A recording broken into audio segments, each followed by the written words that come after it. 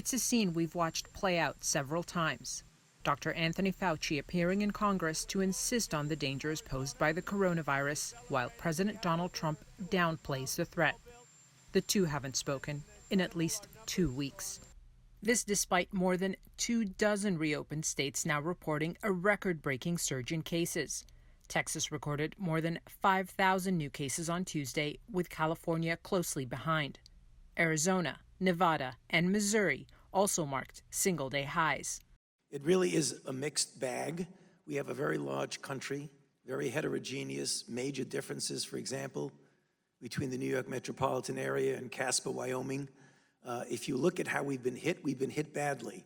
I mean, anybody who looks at the numbers, we've had now over 120,000 deaths, and we've had 2.5 million infections. So it's a serious situation. Fauci warned that the next 2 weeks will be critical for saving lives, while sounding an optimistic note about the timeline for a vaccine.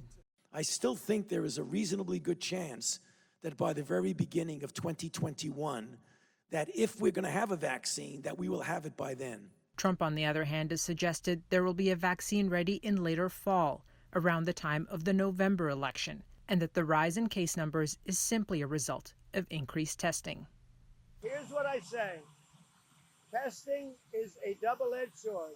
In one way, it tells you you have cases. In another way, you find out where the cases are, and you do a good job. We are doing a great job. We have never been credited for it.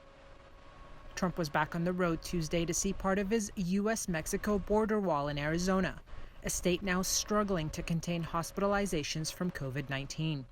And if we didn't have a border wall there, it would be really a catastrophic situation. And as the president pointed his finger at immigrants, racial tensions continued to boil over across the country.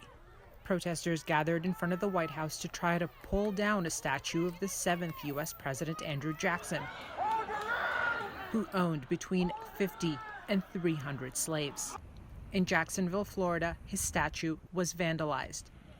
The president has now announced he'll sign an executive order to protect these monuments. After all, one of Trump's first decisions in office was to hang a portrait of Andrew Jackson right next to his desk. Yasmin Al-Sabawi, TRT World, Washington.